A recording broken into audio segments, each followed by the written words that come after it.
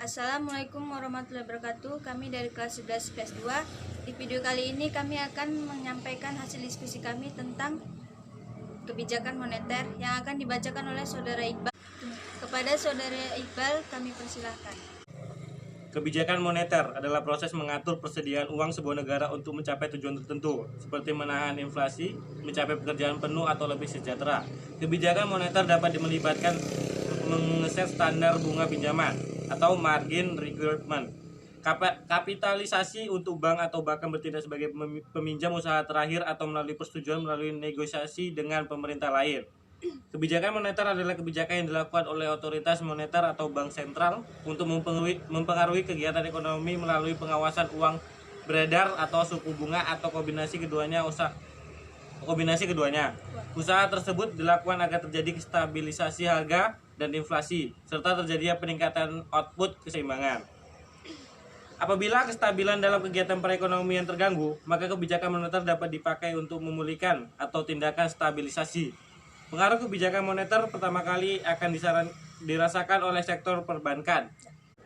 Kebijakan moneter adalah upaya untuk mencapai tingkat pertumbuhan ekonomi yang tinggi secara berkelanjutan dengan tetap mempertahankan kestabilan harga. Untuk mencapai tujuan tersebut, bank sentral atau otoritas moneter berusaha mengatur keseimbangan antara persediaan uang dan barang agar inflasi dapat terkendali. Tercapai kesempatan kerja penuh dan kelancaran dalam pasokan atau distribusi barang dalam perekonomian suatu negara. Jika pemerintah memandang bahwa pembangunan ekonomi yang berjalan tidak sesuai dengan yang diharapkan, maka pemerintah akan mengambil serangkaian tindakan kebijakan untuk menstabilkan kembali situasi perekonomian tersebut. Cara yang ditempuh bisa melalui operasi pasar terbuka, politik diskonto, cadangan minimum, atau perkreditan yang dapat mempengaruhi jumlah uang yang beredar.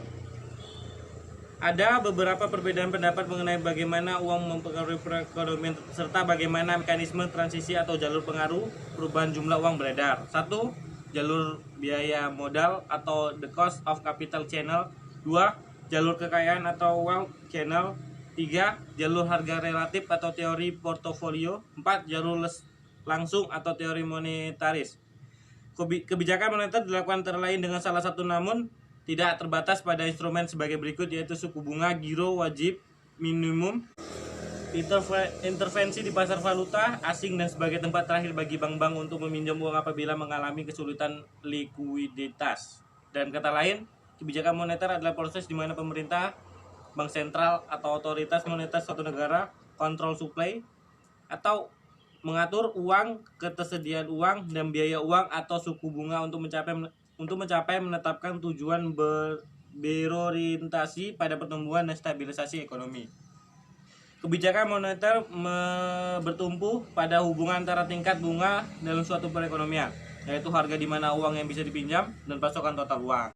Kebijakan moneter menggunakan berbagai alat untuk mengontrol salah satu atau kedua.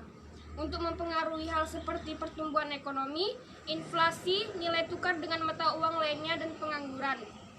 Di mata uang adalah di bawah monopoli penerbitan atau di mana ada sistem diatur menerbitkan mata uang melalui bank-bank yang terkait dengan bank sentral.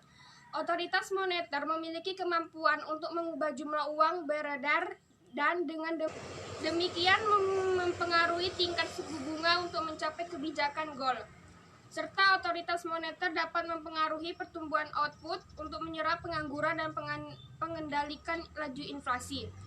Dapat dipahami betapa pentingnya kebijakan moneter untuk menjaga stabilitas peredaran uang. Jangan terlalu banyak dan jangan terlalu sedikit.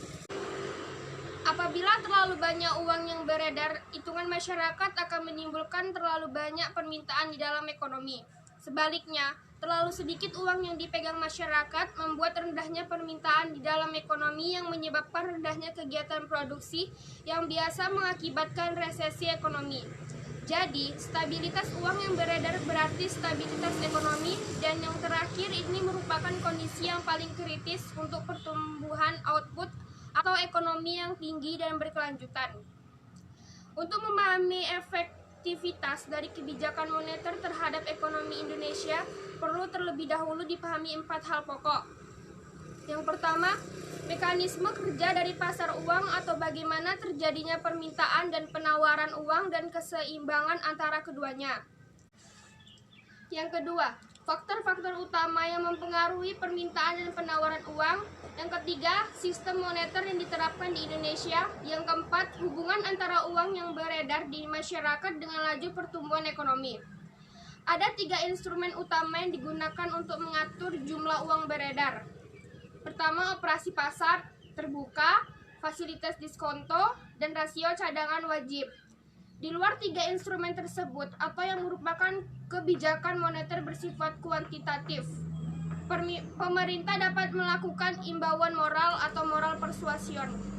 Kesimpulannya yaitu, sesuai dengan kondisi perekonomian masyarakat Indonesia yang kegiatannya bertumpu pada aset keuangan kredit perbankan, maka pemerintah perlu melaksanakan kebijakan moneter melalui pengelolaan atau pengaturan sistem perkreditan secara dinamis, sesuai dengan kebutuhan dan kondisi struktur potensi ekonomi masyarakat daerah yang akan digerakkan.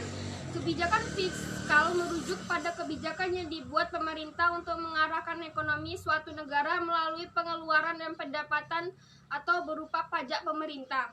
Kebijakan fiskal berbeda dengan kebijakan moneter yang bertujuan menstabilitas perekonomian dengan cara mengontrol tingkat bunga dan jumlah uang yang beredar. Instrumen utama kebijakan fiskal adalah pengeluaran dan pajak.